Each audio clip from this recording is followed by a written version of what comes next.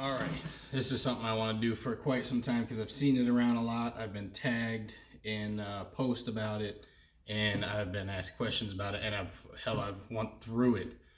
Um, is axle issues, axle issues on a lifted CRV. Not just that, I mean even some on just OEM stock CRVs. So first of all, what I'm going to say is I have used OEM axles in good shape, not brand new, but in very good shape. I've used Napa axles, O'Reilly axles, and I've used AutoZone in Advance on different vehicles, Honda related. And then on the CRV, I've used OEM, Napa, and AutoZone. And the AutoZone Gold too, the better brand new, not reman ones. So first one I'm gonna say is if you're bone stock and you're having axle issues, it is probably highly due to bad parts. Bad motor mounts, bad torque mounts, and this is if you're all-wheel drive. Front-wheel drive, back in the day on some of the Civics and stuff, you could take the torque mounts off and it wouldn't even affect it. But generally you're either stock height or lowered, or you just didn't need them when you did a stiffer motor mount. That is not the case with the all-wheel drive. Some people do it, but I'm telling you, it's all it's going to do is cause you more problems down the road if you're already having those issues, or if you're lifted higher than probably an inch and a half. So what I wanted to say is that what I've tried with the CRV from being lifted, what I went through was, at first I was 2 inches of lift, or lift blocks on the Precision Works aluminum ones. At that time, I didn't have any of the Honda Rescue Garage stuff. I didn't have subframe drop. I didn't have anything helping me out. It was just those spacers with the mud tires, a few things cut on stock, everything else pretty much. With that being said, with the OEM axles, I kept having wobble issues and popping out. My driver's side would constantly feel, passenger side would constantly feel like it was popping out. And hell, actually, I think he even had the driver's side pop almost out to the point where I had to get out, and I was able to luckily knock it back in just right with a hammer. At that time, what I found out was causing it was, or a big part of it, not all of it, was, and this was with, again, the OEM axles, was my torque mounts. My torque mounts were bad. They were completely shot. I replaced those, and not only did the vibration cut down, but I no longer had any axles actually almost pop completely out. And when I mean pop out, I'm not talking just a little bit out of the transmission, lose a little bit of grip, or you got a little space. I'm talking they damn near almost popped out on very hard, aggressive turns, or really, areas where I was off-roading and it was really flexed. They came damn close to the point where it was undrivable. So that was scary. That definitely sucked, trying to take a sharp turn fast or anything like that on the road. I was like, holy shit. So I changed the torque mounts. Big difference. Now, did it stop the wobble completely? No, but it stopped them from popping out. Now, what I still got is I didn't have any more problem on the driver's side. None. I mean, I had a wobble, but no more popping out issues. What I still had was the passenger side was popping out just enough where the transmission it was like if it was in a hard turn or something, it didn't want to grab right. It didn't want to react right. And on top of that, you would feel the wobble. And there was a gap. I could go under the car and get under there and stick your finger in a gap. I wasn't really leaking any fluid. I think that was because the shaft was still in there, but regardless, it was not safe. It was not good. So I was like, okay. I shot my axles with this lift. I completely destroyed them. So at that time, I did new strut springs, OEM springs, kept my OEM springs and the new struts. And then I did the new torque mounts and everything like that. And I was like, okay, This is going to be all right. It's going to be a little bit better. Let's see how it rides. It was absolutely no different. It was still the same completely. So the struts had nothing to do with it. So fast forward a little bit. I'm like, okay, I'm having this issue. I sunk the passenger side with the bottom of the airbox off because it was rubbing the wheels. I was going to cut the airbox and make it fit before I had to snorkel. And we went through a lot of water, made it, hit private property, had to turn around. Well, there's 11 vehicles. We dug a huge rut. I thought I could make it. I didn't. I sunk right in the rut and hydrolocked my motor. So fast forward, that was in Florida. I moved back to South Dakota, and it was sitting in the garage, in the middle, right in this garage. Now I was like, all right, it's time to redo everything. So I bought direct replacement AutoZone Gold axles. At this time, I had a JDM motor I was putting in. I put in new motor mounts. I already had new torque mounts. I put on the Toyota style header. I put on the exhaust. I mean, I did everything all at this time. New lift spacers. At the time, I did 2.5 inch in the front from Honda Rescue Garage. Which, anyways, shout out to Honda Rescue Garage and Ben for this badass shirt.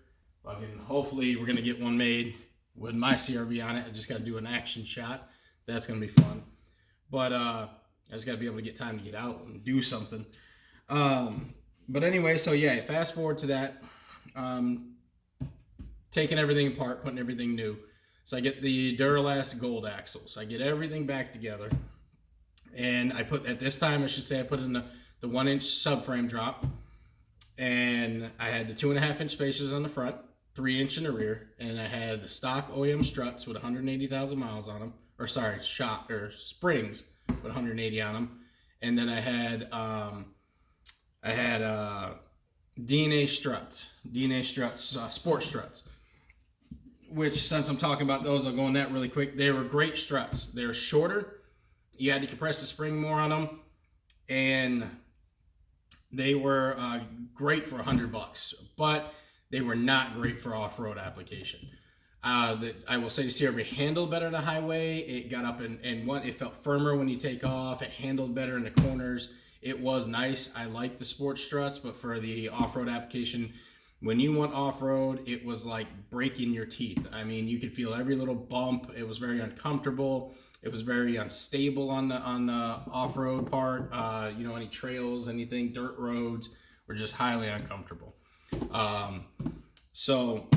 Anyways, at this time, I still had those, and I had the Duralast Gold axles. I had no vibration at first. I was like, okay, all right, this is cool. And the thing is, with the Duralast Gold, they were a little bit different than OEM too. They had this little ring that kind of went over, and it almost like it got in the way of completely sliding into the left side of the right side of the transmission, the passenger side. They just didn't seem like they fit snug. Let's say that. But they worked. They got in there. I mean, it wasn't leaking anything. I didn't have any vibrations for about a week. I was like, okay, this is cool, and I put I put a stage 3 clutch in there, brand new flywheel, brand new bolts. I mean, everything on this was new other than the transmission. And to let you know, I mean, I've replaced all the ball joints. I've replaced the sway bar links. I've replaced the rear trailer arm bushings with True Heart bushings. I've replaced, my camber kit, my camber arms, my upper ball joints. So, I mean, I've went through all this stuff. So I know, the feeling of when it was bad and what's new. And I'm driving along, and I have a vibration after about 2 weeks. I'm like, what the hell? And it just keeps getting worse and worse. And I mean, like, day by day, it keeps getting worse. No pop-out issues or anything like that. Extremely, but I was getting that pop out on the passenger side again, just enough, just a little bit, kind of like I was with the OEM axles, but more aggressive. Actually, it was an entire finger gap. Right where your axle meets the transmission, and you should have it sitting snug against there, not rubbing, but snug. It was popping out, and I could actually get my whole thumb in there. I was like, this is crazy, and why it was just sitting still. So with that, I was like, okay, something's up. I started reading online. Other people were having issues, and then I saw people that recommended Napa axles. So I was like, okay, well, I'm redoing the whole suspension. I'm doing TRQ springs, TRQ struts, new top hats, new bushings. I'm gonna do new inner and outer tie rods, and we're gonna go with the aerogenic spacers for the ball joints to not sit so aggressive on the front. And again, a lot of people will just flip the control arms. I've seen people do that. There was also a guy earlier, and I'll get more into this on another video, but back when everybody was pioneering this, like, yeah, when I first started, it was 2016 when I first started looking around at this stuff, and 2017 was when I took off with it. There was some guys out there, but it was only like a handful. I mean, especially in the CRV world, there was Ben doing it. There was a few other people, and it wasn't like it is now. Geez, 2 years later, it's like boom, it's exploded. There's people everywhere lifting and lowering these CRVs. I mean, people were lowering it a lot before, but it just seems to be getting really aggressive now, which is awesome. But at that time, there wasn't very many people, and I think someone had, it was either True Heart or Skunk 2. I think I want to say it was True Heart because I think that's where I learned about True Heart. I had never used them actually before in all my lowered Honda days with different stuff. But they had flipped them upside down, and this could be user error, this could be different, but they were trailing pretty hard, and I can't find the post anymore on Facebook. You might be able to. It was on the RD1 page or the Lifted Honda Society page, and he bent it. He bent the motherfucker just enough. It like kind of like bent up, and it just completely fucked his ball joint snap. I can't remember exactly when I saw that. It was early when I first started looking around. So that worried me, but there has since then been several people that have done it and been okay. Me, I always look towards trying to do like the proper way and alignment and test it, and that way, you don't have to worry about things like flipping or doing anything, wild like that. But I'm not saying that it doesn't work. There's been plenty of people that have shown it's been okay. I don't know how well they've done in really like trails and off-road conditions, but so far it looks like it's been all right, more good than bad.